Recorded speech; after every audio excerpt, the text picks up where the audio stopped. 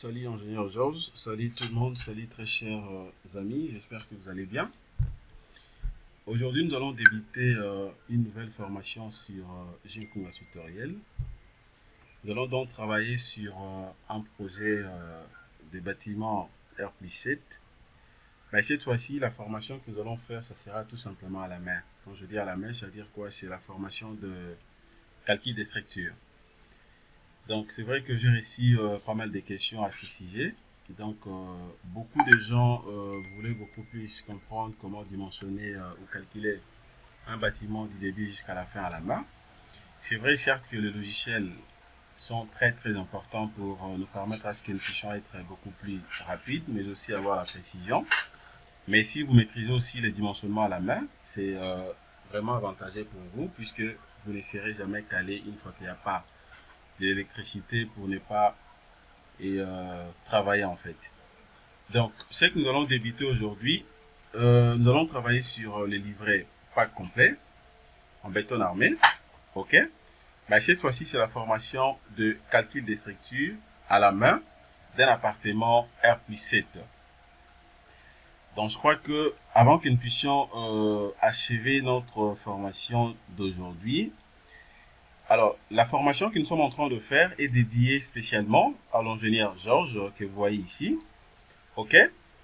Donc, si vous voulez également acheter un pack complet, par exemple, vous voulez maîtriser comment calculer un bâtiment, un projet complexe, OK? À la main, par exemple, écrivez-moi inbox, vous allez acheter votre pack complet.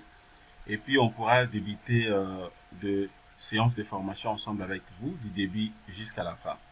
Je peux vous rassurer qu'une fois qu'on termine la formation avec vous, en tout cas, vous serez très calé.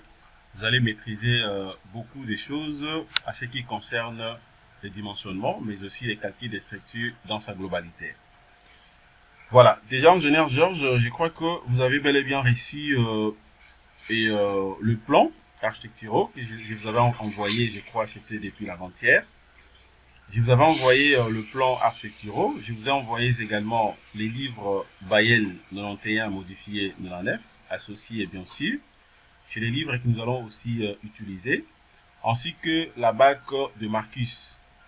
Ok? Donc, ce sont des documents que je vous ai partagés via votre adresse email que nous allons utiliser durant notre formation. Alors, le fichier est donc voilà. Là, déjà, vous pouvez avoir une idée en ce qui concerne le plan, le projet en question. Voilà, dans le bâtiment, ça, c'est la façade principale de ce projet. OK, un bâtiment d'appartement R+7. La façade principale est là. Là, vous avez la façade postérieure. Vous avez la façade latérale gauche. Vous avez ces perspectives aussi. OK. Regardez ces perspectives. Vous avez la façade latérale droite aussi. Et voir même la vie en plan, ok, donc où la vie en plan dans les sens où vous avez dans le plan de masse, voilà. Regardez tout simplement au niveau des plans de masse, vous allez voir au-dessus il y a des chaises là-dessus, c'est pour dire que c'est couvert par une dalle terrasse, c'est une dalle terrasse accessible, voilà. Et puis de l'autre côté là, vous avez la bac de Marcus que je partageais à l'ingénieur, ok, donc c'est par rapport à ces packs complets. La bac de Marcus. La bac de Marcus, en fait, c'est quoi? C'est justement cette bac qui pourra nous aider de bien, en fait, calculer nos dalles. Hein. Donc, on va essayer un peu de faire d'abord les prédimensionnements et aussi comprendre, en fait, donc la fonctionnalité au clair d'une dalle. En fait, panneau par panneau, bien sûr.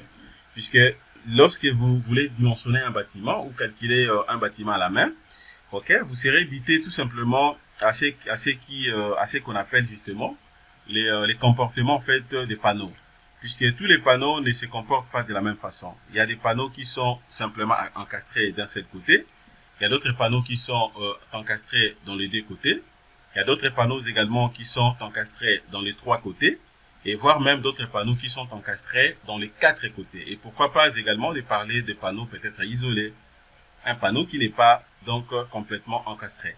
Là, c'est beaucoup plus dans les cas où vous avez un seul panneau, ok, donc un seul panneau par exemple. De l'autre côté, vous n'avez pas l'édifice, ok. Donc, on pourra voir ça ensemble avec vous durant donc cette formation. Alors, à part la bac de Marcus, j'ai partagé également à l'ingénieur, comme j'avais dit, donc les documents, le livre de Baël Béton Armé, donc Baël 91, modifié 99, DTI, ok, associé. Voilà, donc, pendant que nous allons progresser durant cette formation, au fur et à mesure, je pourrais donc rajouter d'autres fichiers ou d'autres compléments d'informations en ce qui concerne cette formation, raison de permettre à ce que l'ingénieur puisse maîtriser en tout cas les calculs des structures à la main, du début jusqu'à la fin. Donc vous également, si vous voulez devenir expert dans les calculs des structures, que ce soit à la main ou bien à travers un logiciel de dimensionnement comme Robot Structural Analysis Professionnel, Acobri par exemple aussi, pourquoi pas de parler aussi des Tekla Structure et même Revit Structure, ainsi que d'autres types de logiciels. En tout cas, contactez-moi inbox, achetez votre pack complet et puis on pourra travailler ensemble avec vous. À chaque étape, je pourrais vous partager des vidéos ainsi que des formations. Comme vous voyez déjà là, le fichier que j'ai partagé à l'ingénieur de Yana AC. Ok, j'ai envoyé à l'ingénieur Georges donc, par rapport à ce que nous allons donc faire. Donc c'est comme ça que je procède une fois que vous achetez une formation. Au fur et à mesure, je serai tout simplement censé de vous partager des vidéos ainsi que d'autres éléments. Donc les amis, voilà déjà ce que je voulais vous montrer tout au début de cette formation. Alors, nous allons maintenant débuter notre formation. Si vous êtes prêts, suivez-moi.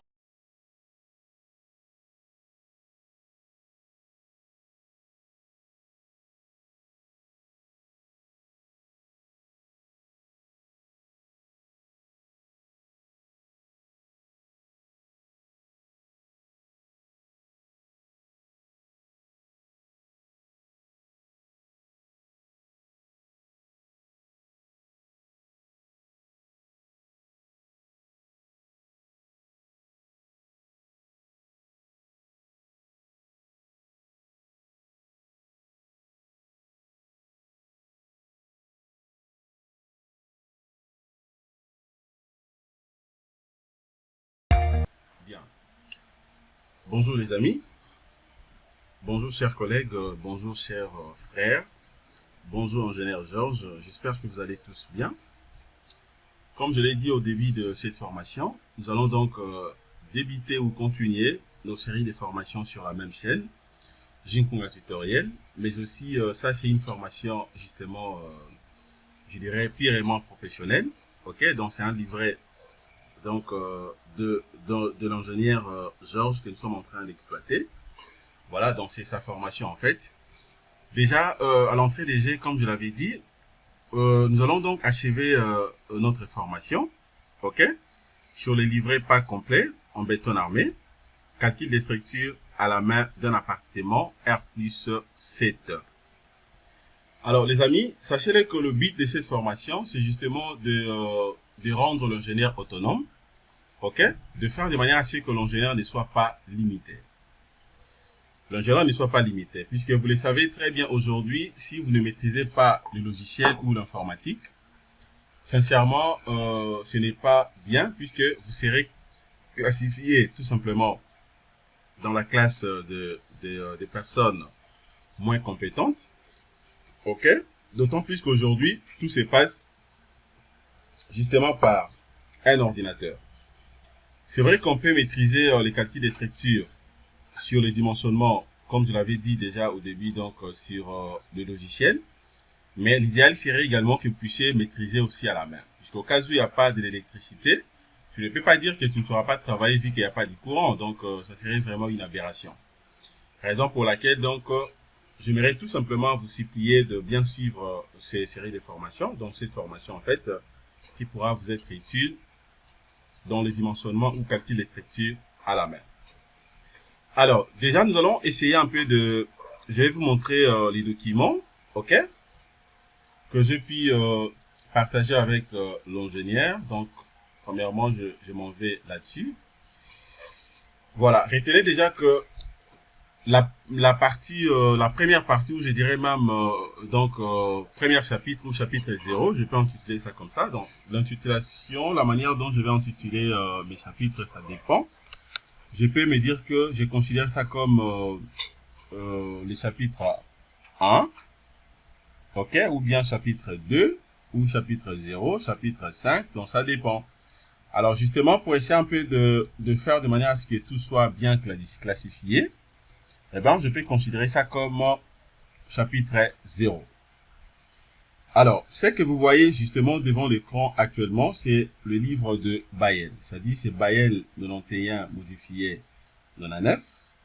Ok, donc c'est un livre très puissant. C'est vraiment important pour nous, les ingénieurs, puisque si vous maîtrisez déjà en amont ces livres, vous ne serez pas calé dans le dimensionnement. Voilà, donc là, vous avez dans le livre de Bayel, comme je viens de le dire tout à l'heure. Alors, chapitre 0, ça sera tout simplement l'introduction. Nous allons voir donc dans cette formation l'introduction de ce que nous allons faire. Calcul des structures à la main. Alors, deuxièmement, je vous ai montré aussi cette ABAC, la BAC de Marcus, ok? Les tableaux de données, ok? Justement, des coefficients. Alors, ce qu'il faut comprendre déjà dans ce tableau, étant donné que nous parlons de l'introduction, j'aimerais tout simplement placer un mot là-dessus. Mais dès que nous allons exploiter les panneaux, c'est là où je pourrais vous expliquer ça en détail. Alors, regardez déjà donc les noms ou l'énoncé ici. Donc, tableau donnant les coefficients IX et IY. Donc, ça dit, le I que vous voyez ici, c'est ce qu'on appelle le Mi-X et Mi-Y. Vous avez déjà donc les valeurs données. Ok, vous avez ρ qui est égal à Lx sur Ly. Ok, vous avez déjà quelques coefficients ici à gauche. Et puis de l'autre côté, vous avez les deux coefficients, bien sûr, suivant des directions. Donc, alors, déjà ici, regardez cet énoncé. Qu'est-ce qu'on dit ici? Si la dalle fait partir, par exemple, d'un ourdi, ok, d'un ourdi continu, donc une dalle en ourdi continu, ou lorsqu'elle est donc liée à des appuis permettant de compter sur un encastrement partiel, on réduit tout simplement le valeur ainsi obtenu, ok, pour le moment en travers. Et on calcule un moment d'encastrement. On adopte en général deux valeurs suivantes. Vous avez donc pour la dalle continue, donc le moment en travers sera tout simplement de 0,75, des moments calculés d'après bien sûr les tableaux. Mais tandis que le moment d'encastrement ici, ça sera donc de 0,50, donc moins 0,50, de même moment, ok? Mais tandis que pour les dalles présentant un encastrement partiel sur les appuis, le moment en travers sera donc de 0,85 mx et my. Ok? Mx ou my. Mais tandis que le moment d'encastrement maintenant sera de moins 0,30 mètres ou donc 0,30 mx et my. Alors, comprenez seulement que le mx et le my étant des moments calculés d'après bien sûr les tableaux, ok, c'est-à-dire calculés avec justement les coefficients mi-x et mi-y. Alors maintenant par rapport à la méthode de Marcus, ok, la méthode de Marcus, comprenez que la méthode de Marcus revient tout simplement à considérer chaque panneau de la dalle isolée, ok, et à calculer les moments fléchissants positifs au milieu ainsi que les moments négatifs éventuels en bordure du panneau sans se préoccuper de l'influence des panneaux voisins. On considère donc un panneau de la dalle comme justement parfaitement encastré là où il y a continu avec un autre panneau. Donc continuité avec un autre panneau et librement appuyé au droit des poutres des rives ou dans le mur de maçonnerie ou en maçonnerie. Alors, Marcus nous dit ceci. Marcus appuie donc établir ou calculer les coefficients de réduction pour des valeurs de moment maximales. Donc, ce qu'il faut savoir ici, maintenant, s'il faut exploiter ça, pour calculer les moments maximales au milieu, je serai obligé tout simplement de prendre le moment, donc mx sera égal à kx multiplié par p multiplié par lx au carré. Tandis que maintenant aux appuis, ok, quand on dit au milieu, c'est-à-dire comprenez que nous avons toujours deux valeurs des moments en travers et aux appuis. Aux appuis, maintenant, ça sera tout simplement le mx. Ok, là déjà au milieu, vous aurez donc deux moments suivant la direction de x, comme je dis. et moment suivant la direction des Y. Suivant la direction des Y, là maintenant ça sera KY multiplié par P multiplié par LY carré. Ok? Mais tandis qu'aux appuis maintenant, vous aurez donc MX qui sera égal à K' multiplié par P multiplié par LX carré qui sera égal à K, ok? Prime X multiplié par P multiplié par LX carré. Mais aux appuis maintenant suivant la direction des Y, dans le moment suivant la direction des Y ici, on aura donc K' Y multiplié par P multiplié par L, donc Y carré, ok?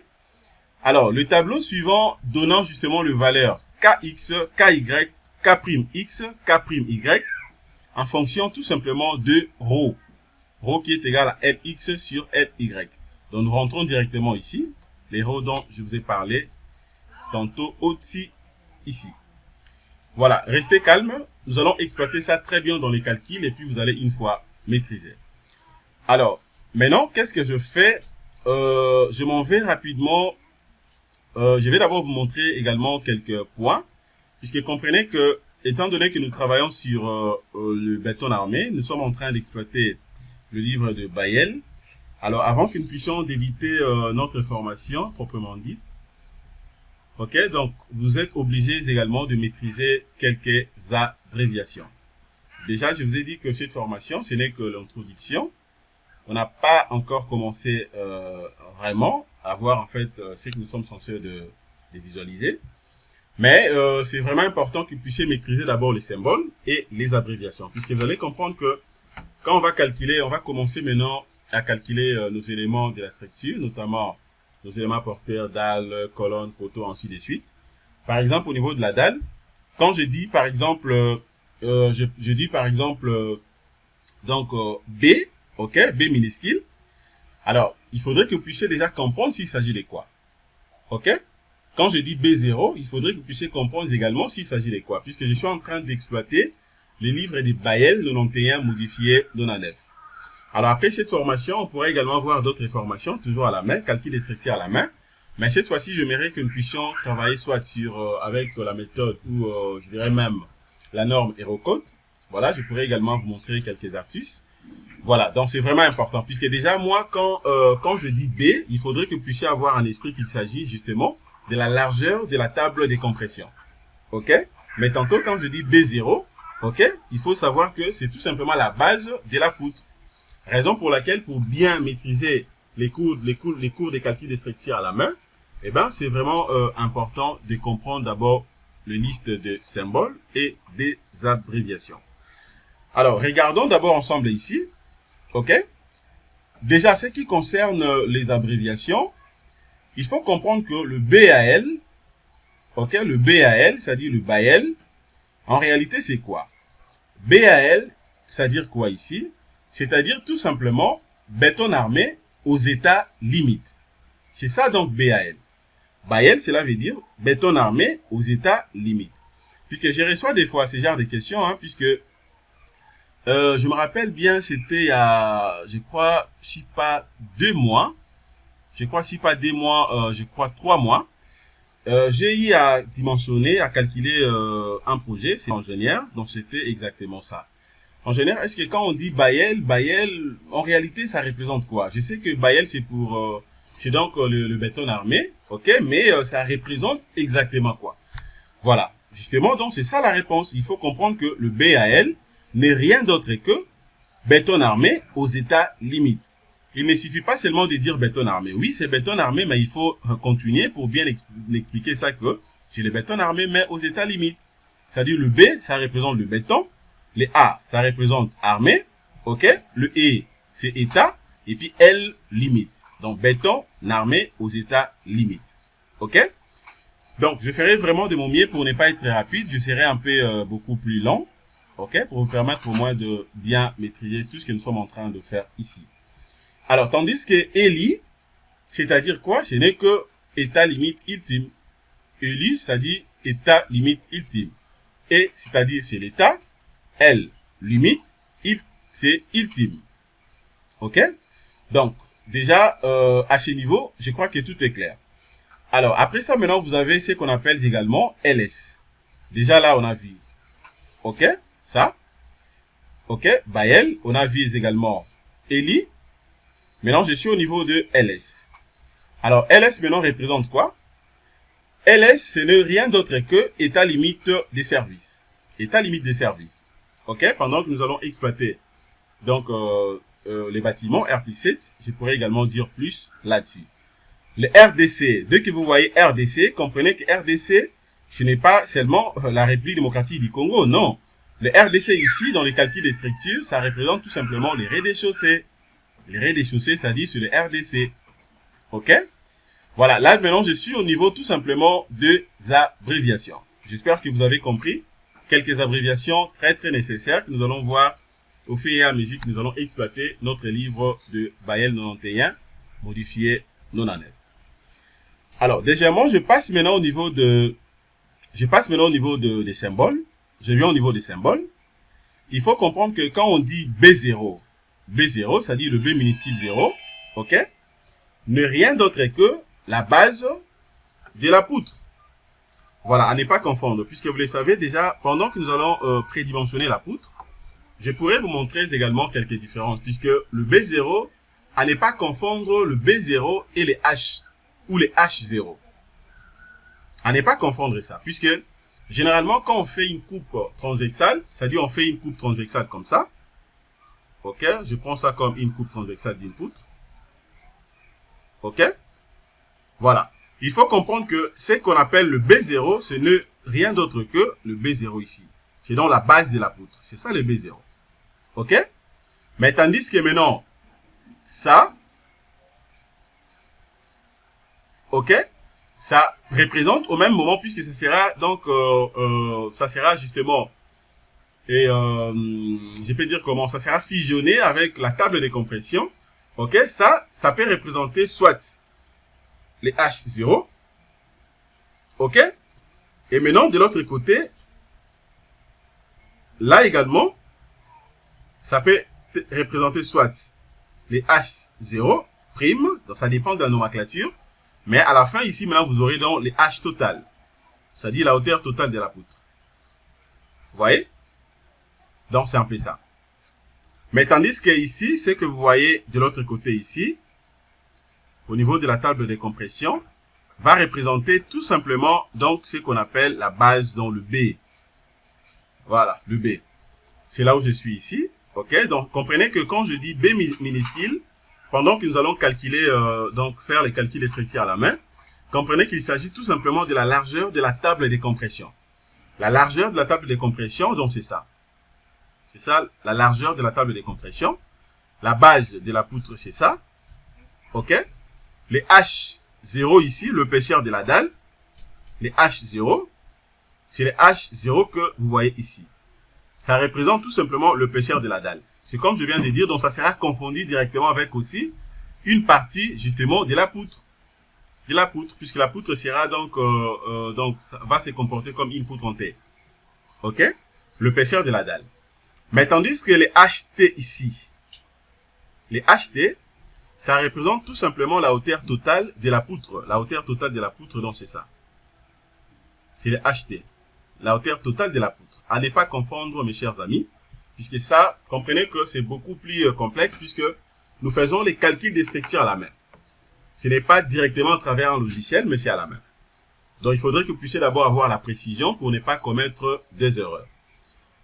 Et maintenant, qu'est-ce qu'on appelle les AST ici? Les AST ici.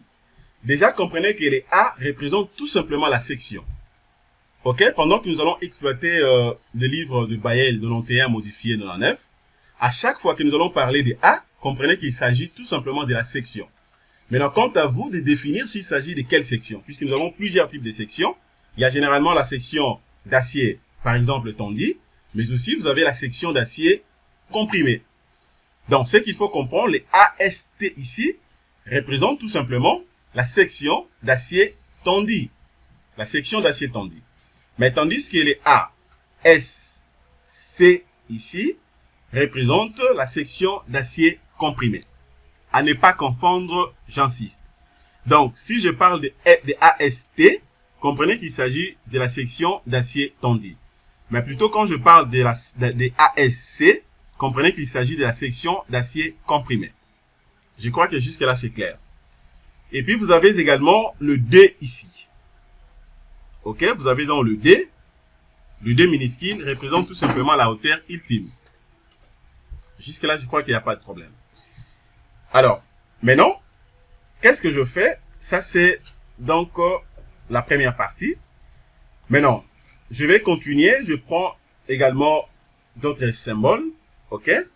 C'est très important de bien maîtriser d'abord les symboles. Alors, à ce niveau ici, maintenant, ce que je vais faire, c'est quoi? Eh bien, je prends également, je vais faire la même chose. Qui représente maintenant, cet élément. Donc, ok? La contrainte ST ici représente tout simplement quoi? Sachez qu'il s'agit donc d'une contrainte de calcul de l'acier tendu.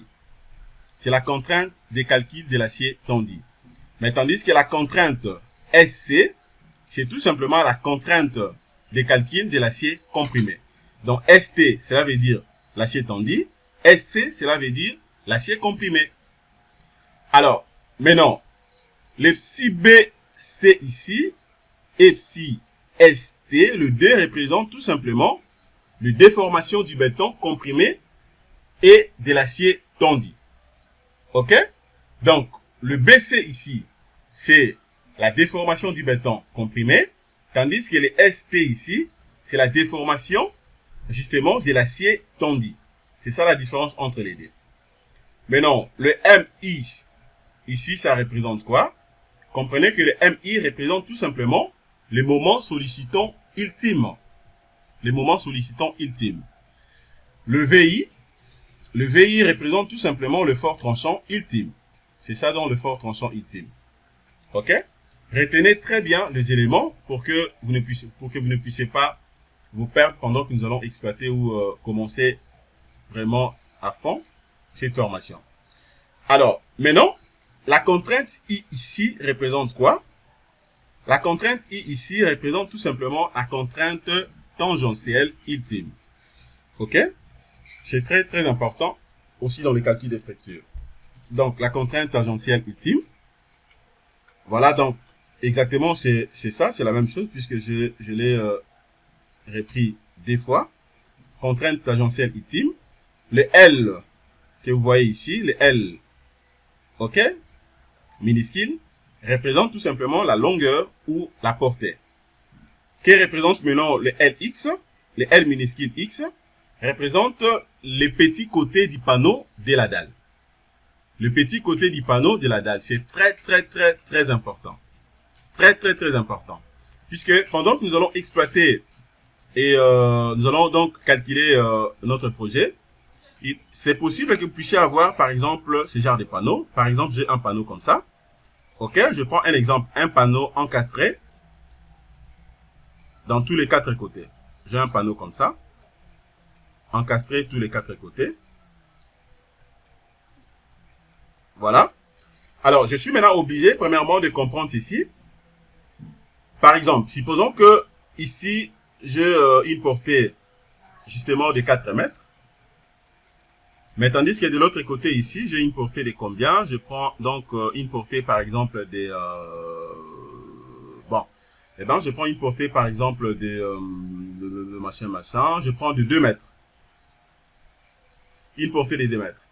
Alors, ce qu'il faut comprendre, s'il faut maintenant respecter en fait les LX minuscules ici, les petits côtés du panneau de la dalle, c'est-à-dire que le petit côté du panneau de la dalle, ça sera tout simplement ça. Ok? Donc le LX, c'est ça. Ok? Le petit côté. Mais tandis que maintenant, le LY ici représente tout simplement le grand côté du panneau de la dalle. Donc, le grand côté, le LY, ça sera donc de 4 mètres. Alors, qui représente maintenant le qui? Ici, le qui représente tout simplement, c'est une charge d'exploitation. Qui représente G? Comprenez que G maintenant représente quoi? Le G représente tout simplement la charge permanente. Qui représente alpha ici? Alpha représente le paramètre de déformation. Qui représente ρ? Ok, représente tout simplement le lancement du panneau de la dalle ou du panneau des dalles, qui représente maintenant le PI.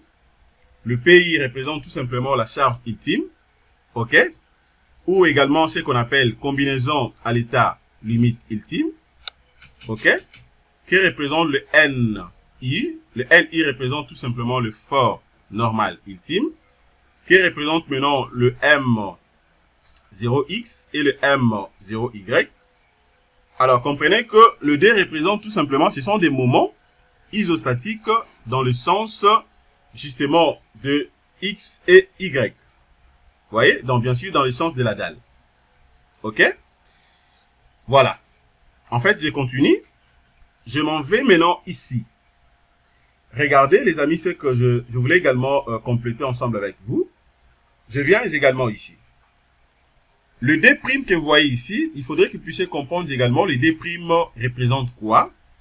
Sachez-le bien que le D' pendant notre calcul, le D' va représenter ce qu'on appelle l'enrobage supérieur.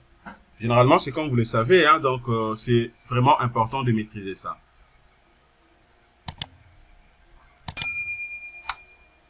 Ensuite, maintenant, vous avez donc le Z. Le Z ici, ok. Les Z ici. Voilà. Les Z ici représentent tout simplement le bras de levier. Le bras de levier, c'est très important puisque dans le calcul des structures, il faudrait que vous puissiez maîtriser aussi ce qu'on appelle les bras de levier pour ne pas commettre des erreurs dans les calculs. Y ici, Y minuscule, représente tout simplement les positions de la fibre naître par rapport justement à la portée ou à la partie comprimée. Ok, puisque vous le savez très bien dans les calculs, il y a la partie tendue et la partie comprimée. Mais tandis que Y ici représente la position de la fibre naître par rapport, bien sûr, à la partie comprimée. Voilà, vous avez également le diamètre L minimal ici. Ok, diamètre L, dans le L minuscule, ça représente le diamètre des armatures longitudinales. Et l'autre là représente le diamètre des armatures transversales. Le ST, ok, c'est l'espacement des cadres. Donc l'espacement entre des cadres. Donc c'est ça, c'est que vous avez souvent l'habitude de voir dans Robot Structural Analysis, une fois qu'on dimensionne, nous avons donc le plan d'exécution, ok, donc l'espacement entre des cadres, c'est le ST. Et le ST maintenant, ce n'est que la section, ok, d'armature transversale. Alors les A et B minuscules ici, le 2, ce sont des dimensions justement de la colonne. C'est très très très important. Il faut comprendre que les A et B, ce sont des dimensions de la colonne ou du poteau. Maintenant, les A et B majuscules, comprenez que c'est différent. Hein? Là, je parle des A et B minuscules, mais tandis que de l'autre côté, vous avez donc le A et B majuscules. Ok? Alors, les D maintenant représentent quoi? Représentent tout simplement les dimensions de la semelle. Ok? Donc, les deux dimensions de la semelle sont là. Et vous avez maintenant la résistance C, ok? CJ, c'est tout simplement la résistance caractéristique à la compression du béton, ok? À J jours. Ok? Donc, généralement, c'est comme vous le savez, on a souvent l'habitude d'utiliser soit le béton après 28 jours, ainsi de suite. Donc, les F, dont la résistance FCJ, c'est la résistance caractéristique à la compression du béton à J jours. Alors, le FTJ, c'est tout simplement la résistance caractéristique à la traction du béton à J jours. Il faut comprendre que le D, c'est différent. Il y a les FCJ, le C ici, et J, et les FTJ. Je reprends le FCJ, j'ai dit c'est la résistance caractéristique à la compression du béton à J jours. Mais tandis que les FTJ, c'est la résistance caractéristique à la traction du béton à J jours. Donc il y a la compression et la traction. À ne pas confondre les deux, les amis. Alors vous avez également le FBI, qui représente le FBI. Le FBI, c'est tout simplement la contrainte des calculs du béton à l'état limite ultime. La contrainte des calculs de béton à l'état limite ultime.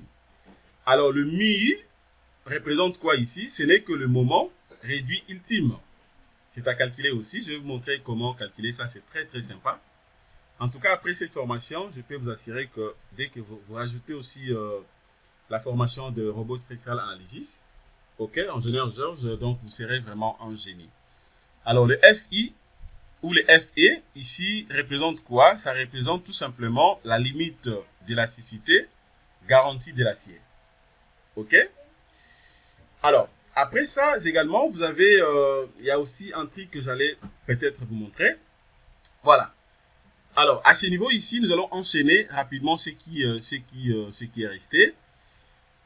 Voilà. Maintenant, quoi, le MTX et le MTY ici, c'est quoi? Alors, comprenez que le D, à ne pas confondre avec ce que je vous ai montré de l'autre côté. Le D ici, le MTX et le MTY représentent tout simplement le moment entravé dans le sens des X et Y. Donc, c'est le moment entravé dans les deux sens. Le MTX, c'est le moment entravé suivant la direction des X. Mais tandis que le MTY, c'est le moment entravé suivant la direction des Y. Alors, le MAC et le MAE représentent quoi ici?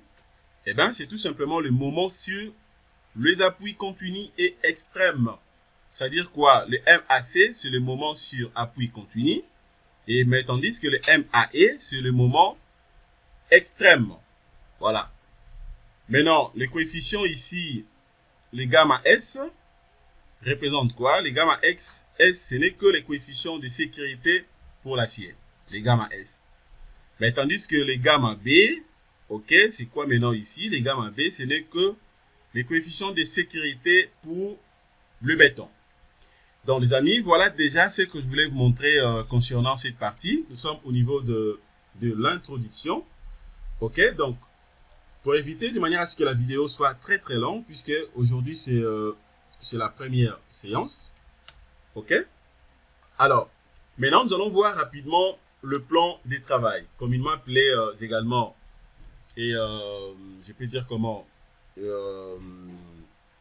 donc les tables de matière, si je peux l'appeler comme ça. Ok, le plan de travail, c'est que nous allons faire durant cette formation. La première des choses, nous allons voir d'abord le chapitre 0, ça sera tout simplement l'introduction générale. Donc l'introduction générale, c'est ce que nous sommes en train de voir déjà. Ça, c'est l'introduction générale. Ok. Après ça, nous allons voir dans la deuxième partie, ça sera tout simplement le chapitre 2. Ça sera dans le calcul de la dalle. Comment est-ce que l'ingénieur sera en mesure de calculer la dalle à la main? Vous allez voir que le calcul de la dalle n'est pas du tout compliqué. C'est vraiment simple. C'est pas compliqué. Et surtout que là, nous sommes en train d'utiliser la norme Bayel 91 modifiée 99 DTI. Et donc, il suffit tout simplement d'avoir tous les éléments nécessaires, c'est-à-dire les documents y afférents, mais aussi avoir la précision, maîtriser d'abord les symboles, maîtriser aussi, comme je l'avais dit au début, donc il y a deux éléments à maîtriser. C'est d'abord les symboles et aussi les abréviations. Dès que vous maîtrisez les abréviations, ok, et les symboles, c'est déjà un atout pour vous.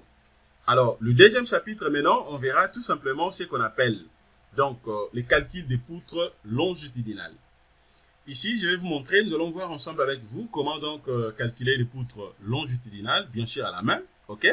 C'est vrai que s'il faut recourir donc à Robot Structural Analysis, les logiciels, justement pour essayer un peu d'aller beaucoup plus rapide. Mais je pourrais d'abord vous montrer comment calculer ça à la main. Et puis pour les autres, on pourra lancer rapidement les calculs sur Robot Structural Analysis. Et on prend directement les éléments. Et puis on avance. Le troisième chapitre, on verra maintenant les calculs du portique. Généralement, vous le savez, hein, ça c'est vraiment donc la bête noire, presque deux ingénieurs. Puisque calculer un portique à la main, c'est simple, c'est pas compliqué. Mais sauf que ça prend beaucoup de temps. Sauf que ça prend beaucoup de temps. Il faut vérifier plusieurs trucs. Voilà, machin, machin.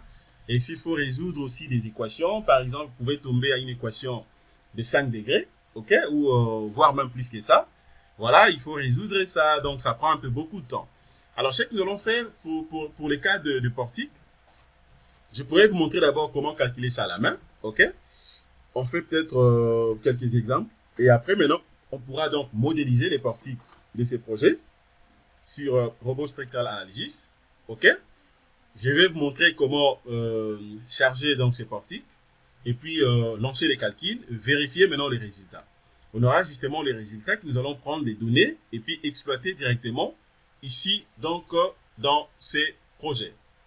On verra ça ensemble avec moi, mais le but de cette formation, c'est d'abord de maîtriser les calculs des structures à la main. C'est vrai, on peut recourir rapidement sur le logiciel, justement pour être beaucoup plus rapide, pour avoir beaucoup plus rapide d'autres valeurs, mais qu'à cela détienne, je pourrais tout simplement vous montrer le débit des calculs à la main. Voilà, et puis maintenant, le quatrième chapitre, on verra donc la fondation. Ok, la fondation, donc là déjà, il faut comprendre que nous allons exploiter et je crois au minimum 2 types de fondations. On verra ensemble avec vous si ces projets méritent d'être calculés ou, je sais pas, méritent que nous puissions les réaliser plutôt avec une fondation et en radier général ou une fondation peut-être isolée ou une fondation et sous poteau, une semelle sous poteau. On verra ça ensemble avec vous. Ok? Mais déjà, ce qu'il faut comprendre ici, nous allons travailler donc premièrement, on va calculer également les longrines, donc on verra donc les calculs des longrines. Et puis de 2, on verra donc les calculs des semelles. Donc là, on pourra voir même la semelle isolée et les semelles sous poteau. Ok? Cinquième chapitre, les derniers.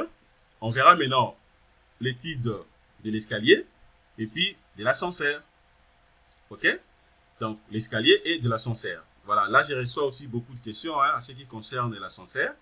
L'ingénieur, comment est-ce qu'on fait pour calculer les câbles d'ascenseur? Comment est-ce qu'on sera à mesure de bien dimensionner justement la cabine d'ascenseur?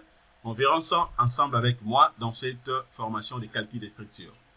Donc les amis, voilà déjà ce que je voulais vous montrer à ce qui concerne le plan de travail de ce que nous allons faire. Donc j'aimerais tout simplement vous demander encore une fois de plus, abonnez-vous massivement sur la chaîne YouTube, achetez vos packs complets, ok? Et puis, donc ça sera important pour moi de partager tout ça ensemble avec vous. Alors, maintenant, à ce qui concerne l'hypothèse, déjà il faut comprendre que l'un des principes premiers de la conception d'un bâtiment est tout simplement de s'assurer de la sécurité des occupants, quelle que soit bien sûr la destination de l'ouvrage. Ok? En effet, donc, le dégât, par exemple, le dégât résultant d'une mauvaise conception ou justement d'une mauvaise exécution de l'ouvrage sont énormes et sont donc à éviter. C'est-à-dire l'ingénieur est censé de bien respecter tout ça. Même si le projet a été conçu par un architecte, tracé par un architecte, l'architecte aussi doit tenir compte de plusieurs paramètres. Est-ce qu'au moins la conception a été bien faite? Ok, le traçage aussi a été bien fait. Le dimensionnement a été bien fait par l'ingénieur et aussi l'exécution a été bien faite. Puisque comprenez que si par contre que l'ingénieur n'a pas bien calculé la structure ou bien pendant l'exécution, il y a eu énormément de fautes, eh bien, la conséquence est que le bâtiment va s'écrouler. C'est ce qu'il faut beaucoup plus éviter. Ok? Donc, déjà, il faut comprendre qu'une étude approfondie donc, devrait être donc préalablement menée, ok, en amont, ok? Ainsi, notre étude, tout simplement, donc, durant cette formation, consistera donc à étudier un bâtiment qui devra donc être stable et nécessitant bien sûr un coût optimal pour sa réalisation. Ça, je le dis à chaque fois. Ça, je le dis à chaque fois. Les amis, comprenez que le but de l'ingénieur, le but des dimensionnements, ce n'est pas seulement pour avoir la résistance du bâtiment. Le but des dimensionnements est aussi pour permettre à ce que les coûts soient beaucoup plus optimaux, donc les coûts soient réduits. Quand je dis réduit, c'est-à-dire quoi? L'ingénieur n'est pas censé de faire ce qu'on appelle les sous-dimensionnements et non plus les surdimensionnements. Mais l'ingénieur doit bien dimensionner le bâtiment ou l'ouvrage pour permettre à ce que les coûts soient optimaux. Ok? Les coûts soient optimaux. Alors, si je peux encore enrichir, donc ce qu'il faut comprendre au moins, l'intérêt que nous pouvons exactement adopter dans ce travail, ça sera tout simplement le choix de ce type de projet. Ok? Et qu'il nous aide en fait à comprendre, premièrement, comment calculer les éléments d'une structure en béton armé, à la main bien sûr, afin justement de rapprocher la théorie apprise à la pratique. Puisque comprenez que des fois, quand nous fûmes encore étudiants, dans les universités, là où nous avons passé, donc généralement, on avait beaucoup plus gobé la théorie, on a gobé dans beaucoup de théories, mais en réalité, la pratique ne ressemble pas vraiment avec la théorie. Si et seulement c'est que vous n'avez pas bien assimilé aussi la théorie. La théorie est très très bien importante, mais aussi il faudrait que vous puissiez être à mesure de faire de manière à ce que la théorie apprise soit reprise ou soit proportionnelle par rapport à la pratique. Ok? Donc, c'est ce que nous allons faire. Alors, la méthodologie maintenant, comment est-ce que nous allons procéder durant cette formation? Voilà, donc comprenez qu'afin de pouvoir justement mener à terme notre étude, ok, l'étude de ces projets, alors, c'est-à-dire que nous serons à mesure de faire ceci. Nous allons justement procéder par une méthodologie consultative. C'est-à-dire quoi? C'est-à-dire que nous allons consulter bon nombre d'ouvrages, entre autres, par exemple, les supports. Ok? Comme je l'ai dit, les supports de Bayel, modifié, Bayel 91 modifié 99, ok? Et DTI associés.